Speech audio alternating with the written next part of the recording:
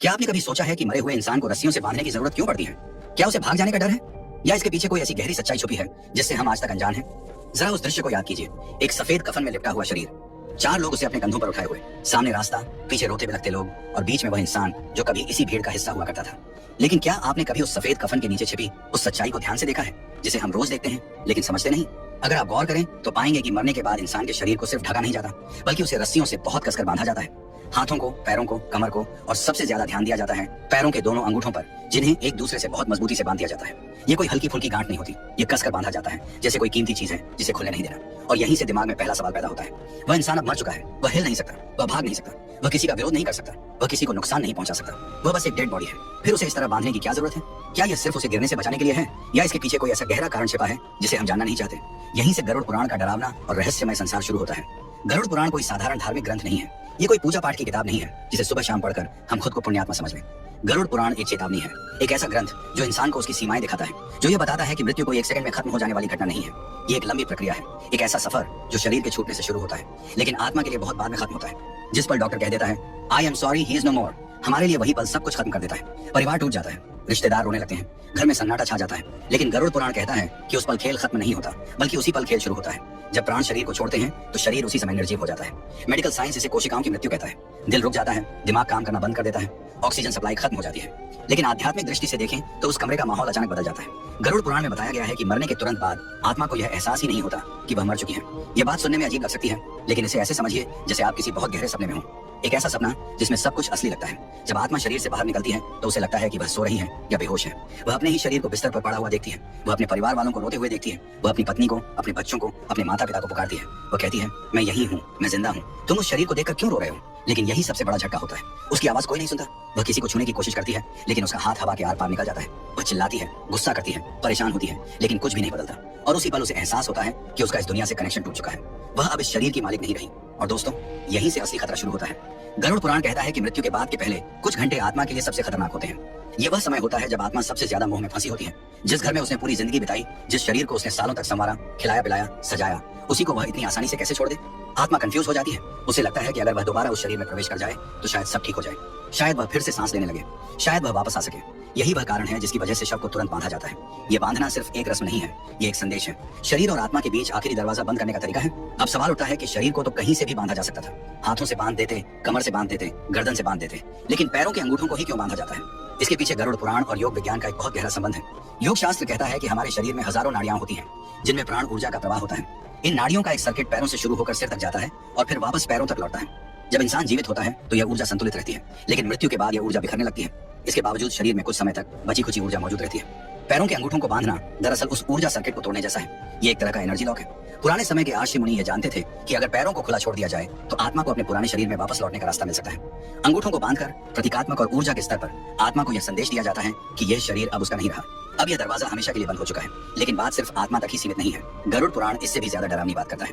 प्रेत कल्प अध्याय में एक ऐसी चेतावनी दी गई है जिसे सुनकर आज भी लोग डर जाते हैं। शास्त्र कहता है कि यह ब्रह्मांड सिर्फ वही नहीं है जो हमें दिखाई देता है। हमारे आसपास इसी हवा में कई ऐसी शक्तियां मौजूद हैं जिन्हें हम देख नहीं सकते। अतृप्त आत्माएं, प्रेत, पिशाच या नकारात्मक ऊर्जा, नाम कुछ भी हो, लेकिन इनका अस्तित्व माना गया है। एक ताजा मृत शरीर यानी फ्रेश डेड बॉडी इन शक्तियों के लिए सबसे आसान लक्ष्य होता है। सोचिए एक खाली घर की। अगर किसी आलीशान घर का मालिक अचानक घर छोड़कर चला जाए और दरवाजा खुला छोड़ दे तो क्या होगा? कोई भी अंदर घुस सकता है। ठीक यही स्थिति एक मृत शरीर की होती है।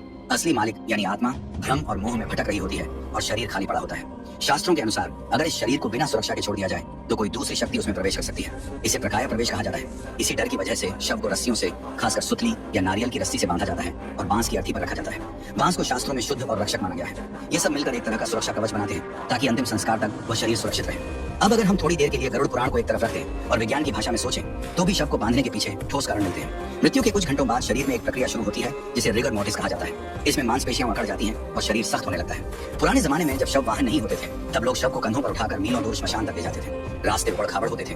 अगर शरीर को कसकर बांधा न जाए तो हाथ या पैर अजीब तरीके से बाहर निकल सकते थे या झटकों की वजह से शव गिर भी सकता था। यह न सिर्फ डरावना होता बल्कि मृत व्यक्ति का अपमान भी माना जाता। इसके अलावा मरने के बाद शरीर के अंदर बैक्टीरिया काम शुरू कर देते हैं, गैसें बनने लगती हैं। कई बार इन गैसों के दबाव से शरीर में अचानक हल्की हरकत हो जाती है। अगर शव बंधा ना हो और यात्रा के बीच में ऐसा हो जाए तो सोचिए लोगों पर क्या बीतेगी। रस्सियां इन अनैच्छिक हरकतों को काबू में रखती हैं और भय को फैलने से रोकती हैं। जब शव को रस्सियों में बांधकर बांस की अर्थी पर रखा जाता है तब कहानी सिर्फ घर के अंदर तक सीमित नहीं रहती। अब वह शरीर घर की चार दीवारी से बाहर निकलने वाला होता है और गरुड़ पुराण के अनुसार जैसे ही शव घर से बाहर निकलता है वैसे ही आत्मा की स्थिति और भी ज्यादा अस्थिर हो जाती है। घर वह जगह है जहाँ आत्मा ने सबसे ज्यादा समय बिताया होता है, वही दीवारें, वही छत, वही दरवाजे, वही आंगन। इसलिए जैसे ही शव बाहर ले जाया जाता है आत्मा का मोह टूटने लगता है, लेकिन पूरी तरह नहीं। यही वजह है कि शव यात्रा से जुड़ी हर छोटी सी रस्म को बहुत सोच समझ कर बनाया गया है। आपने देखा होगा कि जब शव को घर से बाहर निकाला जाता है तो दरवाजे पर उसे कुछ पल के लिए रोका जाता है। कई जगहों पर शव को चौखट से टच कराया जाता है, कहीं कहीं पीछे की तरफ से निकाला जाता है। ये सब सिर्फ परंपरा नहीं है। गरुड़ पुराण कहता है कि आत्मा को यह एहसास दिलाना जरूरी होता है कि अब वह इस घर की मालिक नहीं रही। यह उसका आखिरी स्पर्श है, आखिरी विदाई है। इसके बाद घर के दरवाजे बंद कर दिए जाते हैं ताकि आत्मा वापस अंदर प्रवेश न कर सके। यही कारण है कि शव निकलने के बाद कई लोग तुरंत घर में झाड़ू लगाते हैं, पानी छिड़कते हैं और दीप जलाते हैं। ये सिर्फ सफाई नहीं बल्कि एक मानसिक और आध्यात्मिक कटुनफ है। अब शुरू होती है शव यात्रा। चार लोग अर्थी को कंधे पर उठाते हैं और आगे आगे राम नाम सत्य है का उच्चारण एक होता है। ये सिर्फ नारा नहीं है, यह आत्मा के लिए एक रिमाइंडर है। बार बार यह शब्द सुनकर आत्मा को बताया जाता है कि अब सच केवल राम नाम है, बाकी सब छूट चुका है। गरुड़ पुराण कहता है कि आत्मा यह सब सुनती है लेकिन वह स्वीकार नहीं करना चाहती। वह बार बार पीछे मुड़कर अपने घर, अपने परिवार, अपनी दुनिया को देखने की कोशिश करती है। यही वजह है कि शव यात्रा में पीछे मुड़कर देखने से मना किया जाता है। बहुत लोग सोचते हैं कि यह सिर्फ डराने के लिए कहा जाता है, लेकिन शास्त्रों के अनुसार अगर कोई व्यक्ति बार बार पीछे मुड़कर देखता है तो आत्मा को यह संकेत मिलता है कि अभी भी उसका इस दुनिया से रिश्ता बाकी है। इससे आत्मा का मोह और गहरा हो जाता है और उसकी आगे की यात्रा कठिन हो जाती है। इसी कारण से घर के सदस्य भी शव यात्रा के दौरान बहुत संयम में रहते हैं। जोर जोर से रोना, चीखना, चिल्लाना भी कई जगहों पर मना किया जाता है क्योंकि इससे आत्मा और ज्यादा उलझ जाती है। शव यात्रा के दौरान एक और चीज होती है जिसे हम अक्सर नजरअंदाज कर देते हैं। रास्ते में सिक्के, अनाज, लाई या मुरमुरे फेंके जाते हैं। आमतौर पर हम इसे दान मानते हैं। हमें लगता है कि यह गरीबों के लिए है, लेकिन गरुड़ पुराण और तंत्र शास्त्र इसे अलग नजरिए से देखते हैं। इनके अनुसार जब एक ताजा मृत शरीर सड़क से गुजरता है तो वह एक तरह का चुंबक बन जाता है। श्मशान की ऊर्जा, मृत्यु की गंध और टूटते हुए प्राणों का असर आसपास की नकारात्मक शक्तियों को आकर्षित करता है। ये सिक्के और अनाज दरअसल उन शक्तियों के लिए ध्यान भटकाने का साधन होते हैं ताकि वे उन चीजों में उलझ जाएं और शव को नुकसान न पहुंचा सकें। अब बात आती है दिशा की। दिशा का रहस्य गरुड़ पुराण में बहुत गहराई से समझाया गया है। जब तक शव घर में रहता है उसका सिर आमतौर पर उत्तर या पूर्व दिशा की ओर रखा जाता है। ये वही दिशाएं हैं जिन्हें जीवन और शुभता से जोड़ा जाता है, लेकिन जैसे ही शव यात्रा शुरू होती है स्थिति बदल जाती है। शव को इस तरह रखा जाता है कि उसका सिर श्मशान की दिशा में हो और पैर घर की तरफ। ये दिखाता है कि अब उसका रास्ता बदल चुका है, लेकिन कहानी यही खत्म नहीं होती। शव यात्रा के बीच में एक स्थान आता है जहाँ अर्थी को कुछ देर के लिए जमीन पर रखा जाता है। इसे कई जगह विश्राम या अधमार्ग कहा जाता है। यहीं पर एक बहुत अजीब लेकिन महत्वपूर्ण काम किया जाता है। शव की दिशा पूरी तरह पलट दी जाती है। अब सिर घर की तरफ और पैर श्मशान की तरफ कर दिए जाते हैं। ये क्यों किया जाता है? गरुड़ पुराण कहता है कि आत्मा अभी भी भ्रम में होती है। उसे लगता है कि शायद वह वापस लौट सकती है। दिशा बदलकर उसे साफ संकेत दिया जाता है कि अब वापसी का रास्ता बंद है। यह आत्मा के मोह को तोड़ने की आखिरी कोशिश होती है। अब यहाँ से कहानी और भी ज्यादा गंभीर हो जाती है। पंचक का विषय सामने आता है। बहुत लोग पंचक का नाम सुनते ही डर जाते हैं, लेकिन बहुत कम लोग जानते हैं कि इसका शव से क्या संबंध है। ज्योतिष शास्त्र के अनुसार जब चंद्रमा कुछ विशेष नक्षत्रों में होता है तो उस समय को पंचक कहा जाता है। गरुड़ पुराण में कहा गया है कि पंचक काल में हुई मृत्यु बहुत संवेदनशील मानी जाती है। मान्यता है कि अगर पंचक में मरे व्यक्ति का अंतिम संस्कार बिना विशेष नियमों के किया गया तो वह अकेला नहीं जाता। इसी डर की वजह से पंचक में मरने वाले व्यक्ति के साथ 5 प्रतीकात्मक पुतले बनाए जाते हैं। ये पुतले आटे, बेसन या कुश से बनाए जाते हैं। उन्हें भी कफन पहनाया जाता है, उन्हें भी रस्सियों से बांधा जाता है और फिर शव के साथ उनका भी दाह संस्कार किया जाता है। यह एक तरह का भ्रम रचने का तरीका माना जाता है ताकि मृत्यु की ऊर्जा वहीं समाप्त हो जाए और आगे न बढ़े। यह अंधविश्वास लगे या न लगे, लेकिन सदियों से इसे उसी गंभीरता से निभाया जाता रहा है। अब शव यात्रा श्मशान के द्वार पर पहुंचती है।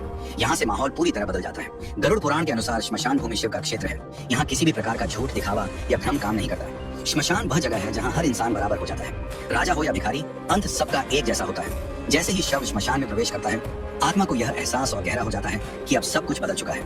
यहीं पर एक महत्वपूर्ण काम किया जाता है। जिन रस्सियों ने पूरे रास्ते शरीर को बांध कर रखा था उन्हें धीरे धीरे खोल दिया जाता है। हर गांठ को ध्यान से खोला जाता है। ये प्रतीक है कि अब शरीर को किसी सुरक्षा की जरूरत नहीं है, अब उसे पंच तत्वों में विलीन होना है। गरुड़ पुराण साफ कहता है कि अग्नि संस्कार के समय शरीर पर कोई बंधन नहीं होना चाहिए, क्योंकि बंधन आत्मा को भी बांध सकता है। श्मशान की जमीन पर कदम रखते ही माहौल अपने आप बदल जाता है। यहाँ शब्द भारी हो जाते हैं, हवा में एक अजीब सी गंध घुली होती है और इंसान का दिमाग अपने आप शांत होने लगता है। गरुड़ पुराण कहता है कि श्मशान कोई साधारण जगह नहीं है। ये वह क्षेत्र है जहाँ जीवन और मृत्यु आमने सामने खड़े होते हैं। यहाँ झूठ टिक नहीं पाता, यहाँ दिखावा काम नहीं करता और यहाँ अहंकार अपने आप टूट जाता है। जैसे ही शव को चिता के पास लाया जाता है आत्मा के भीतर आखिरी उम्मीद भी धीरे धीरे टूटने लगती है। उसे अब साफ दिखने लगता है कि वापसी संभव नहीं है। चिता तैयार की जाती है, लकड़ियों को विशेष क्रम में सजाया जाता है। नीचे मोटी लकड़ियां, ऊपर पतली लकड़ियां, ताकि आग धीरे धीरे और पूरी तरह शरीर को अपने भीतर समा ले। यह व्यवस्था भी सिर्फ सुविधा के लिए नहीं है। गरुड़ पुराण में अग्नि को सबसे शुद्ध तत्व माना गया है। अग्नि वह माध्यम है जो शरीर को पंच तत्वों में लौटाने का काम करती है। जैसे ही शव को चिता पर लिटाया जाता है घर का सबसे नजदीकी व्यक्ति, आमतौर पर बड़ा बेटा या मुखाग्नि देने वाला, एक पल के लिए ठहरता है। यह ठहराव भी एक रस्म है। यह आखिरी क्षण होता है जब जीवित और मृत के बीच कोई संबंध बचा होता है। इसी समय शव पर बंधी हुई रस्सियों को पूरी तरह खोल दिया जाता है। जो रस्सियां रास्ते भर सुरक्षा थी अब वही बंधन बन सकती थी। गरुड़ पुराण साफ कहता है कि अग्नि संस्कार के समय शरीर पर कोई भी गांठ, कोई भी बंधन नहीं होना चाहिए। अगर शरीर बंधा रह गया तो आत्मा भी अपने अगले लोक में बंधन का अनुभव करती है। इसलिए कफन की गांठें भी खोली जाती हैं, रस्सियां भी हटाई जाती हैं और शरीर को पूरी तरह मुक्त अवस्था में अग्नि को सौंप दिया जाता है। अब आता है वह क्षण जिसे देखकर अक्सर लोग नजरें फेर लेते हैं, मुखाग्नि। जब आग शरीर को छूती है तो वह सिर्फ लकड़ी और मांस को नहीं जलाती, वह रिश्तों को भी जलाती है। वही शरीर जिसे कभी सजाया गया था अब धीरे धीरे जलने लगता है। गरुड़ पुराण कहता है कि इस समय आत्मा बहुत पास होती है। वह देखती है कि उसका पुराना घर नष्ट हो रहा है। यही कारण है कि कई लोग कहते हैं कि श्मशान में मन भारी लगता है, दिल बैठने लगता है। यह सिर्फ भावनाएं नहीं है, यह उस आत्मा की पीड़ा का असर भी माना गया है। जैसे जैसे आग तेज होती है शरीर के अलग अलग हिस्से जलने लगते हैं, लेकिन एक हिस्सा ऐसा होता है जो सबसे आखिर में जलता है, खोपड़ी। मानव खोपड़ी शरीर की सबसे सख्त हड्डियों में से एक होती है और यहीं से शुरू होता है गरुड़ पुराण का सबसे डरावना और सबसे गलत समझा गया अध्याय, कपाल क्रिया। जब चिता आदि जल चुकी होती है तब घर का कोई सदस्य एक बांस का डंडा उठाता है और जलती हुई खोपड़ी पर जोर से प्रहार करता है, उसे तोड़ देता है। जो लोग बाहर से देखते हैं उन्हें यह क्रूर लगता है। उन्हें लगता है कि कोई अपने ही पिता, भाई या बेटे के सिर पर डंडा कैसे मार सकता है, लेकिन गरुड़ पुराण इसे क्रूरता नहीं, करुणा मानता है।